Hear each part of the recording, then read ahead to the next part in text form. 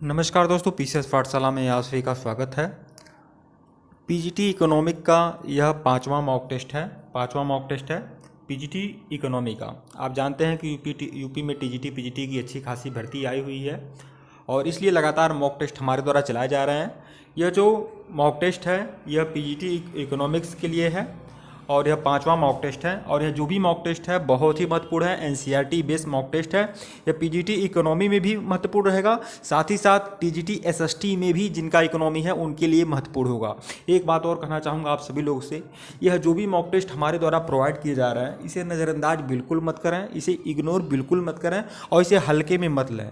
यह जो भी मॉक टेस्ट है यह सभी एनसीईआरटी बेस्ड मॉक टेस्ट है और बाकी जगह की मॉक टेस्ट से काफ़ी बेहतर है, इसलिए लगातार इसे फॉलो करते रहिए, परीक्षा होने तक फॉलो करते रहिए और फिर देखिए कि एग्ज़ाम हॉल में कितना अच्छा प्रदर्शन करते हैं आप। सबसे बड़ी बात, एक बात और बताना चाहूँगा आप सभी लोग से कि यूपी टीजीटी पीजीटी किसी भी विषय का अगर संपूर्ण सारगर्भित रामबाण सामग्री चाहते हैं आप तो हमारे व्हाट्सएप पे संपर्क कर सकते हैं। हमारा ऑफिशियल व्हाट्सएप नंबर डिस्क्रिप्शन में दर्ज है और स्क्रीन पर भी शो कर रहा है। आप लोग को पूरी यूपी टीजीटी पीजीटी हर सब्जेक्ट का संपूर्ण सारगर्भित रामबाण मटेरियल मिलेगा दोस्तों।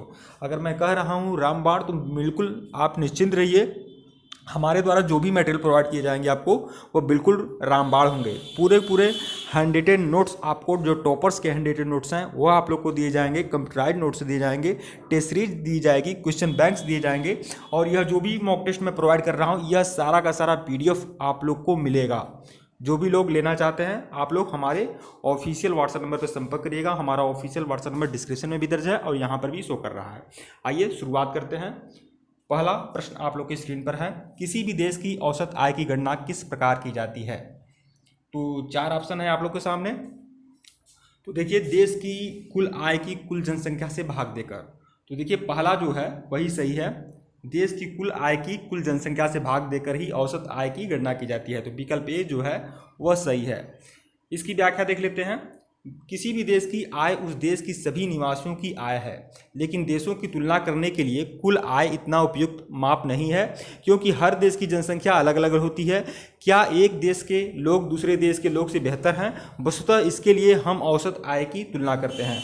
औसत आय देश की कुल आय को कुल जनसंख्या से भाग देकर निकाला जाता है। औसत आय को प्रति व्यक्ति आय भी कहा जाता है। तो औसत आय कहिए या फिर प्रति व्यक्ति आय कहिए, इसे एक ही कहेंगे और यह कुल जनसंख्या से भाग देकर निकाला जाता है। विश्व बैंक की विकास रिपोर्ट के अनुसार देशों का वर्गीकरण करने में इस मापदंड का प्रयोग किया जाता है। वे देश जिनकी 2013 में प्रति व्यक्ति आय 12,736, देखिए यहाँ पर यह इम्पॉर्टेंट है, 2013 में प्रति व्यक्ति आय 12,736 प्रति वर्ष है, डॉलर है। 12,736 डॉलर प्रति व्यक्ति है या प्रति वर्ष में। तो वह जो देश हैं वह समृद्ध देश की श्रेणी में आएंगे और जिनका 1,045 डॉलर प्रति वर्ष है वह निम्न आय वाले देश कहे जाएंगे। तो इसे आप ध्यान में रखिएगा जरूर। प्रश्न नंबर 2 देखिएगा, नीचे दिए गए राज्यों में शिशु मृत्यु दर सबसे कम किस राज्य में है? महाराष्ट्र में, पश्चिम बंगाल में, केरल में या तमिलनाडु में? तो शिशु मृत्यु दर सबसे कम किस राज्य में है? तो देखिए शिशु मृत्यु दर जो है सबसे कम जो है वह केरल में है, विकल्प सी। इसकी व्याख्या देख लेते हैं।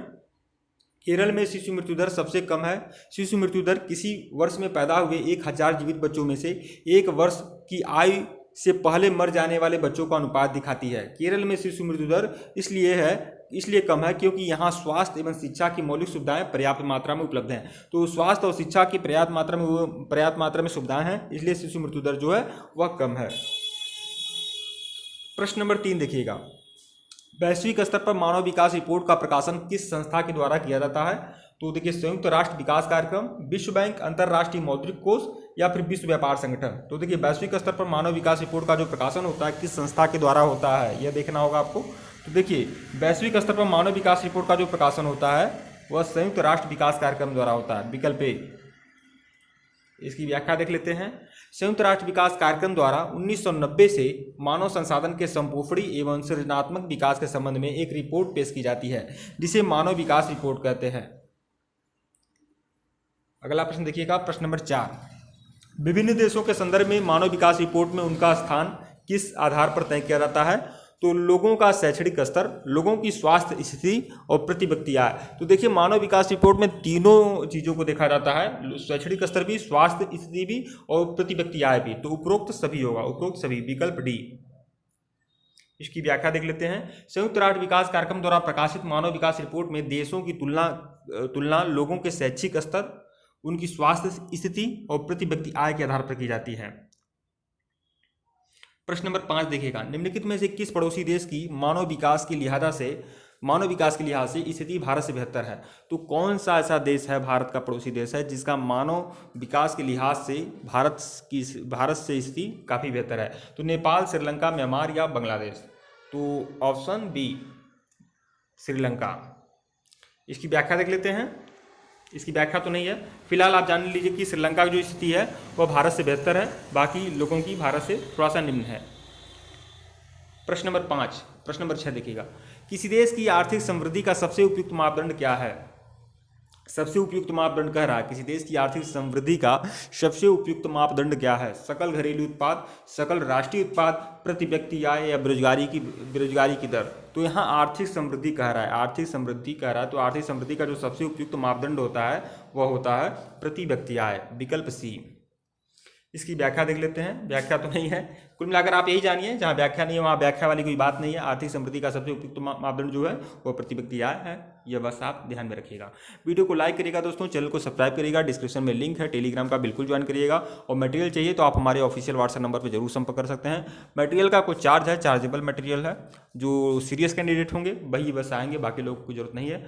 और एक बात और कहना चाहूँगा कि लगातार मॉक टेस्ट हमारे द्वारा प्रोवाइड किए जा रहे हैं, ये सभी NCERT बेस्ड मॉक टेस्ट हैं। तो आप लोग प्लेलिस्ट में जाइएगा, तो वहाँ पर आपको मिल जाएगा प्लेलिस्ट में और UP PGT economy, UP PGT और टीजीटी SST इकोनॉमी के नाम से प्लेलिस्ट मिल जाएगी।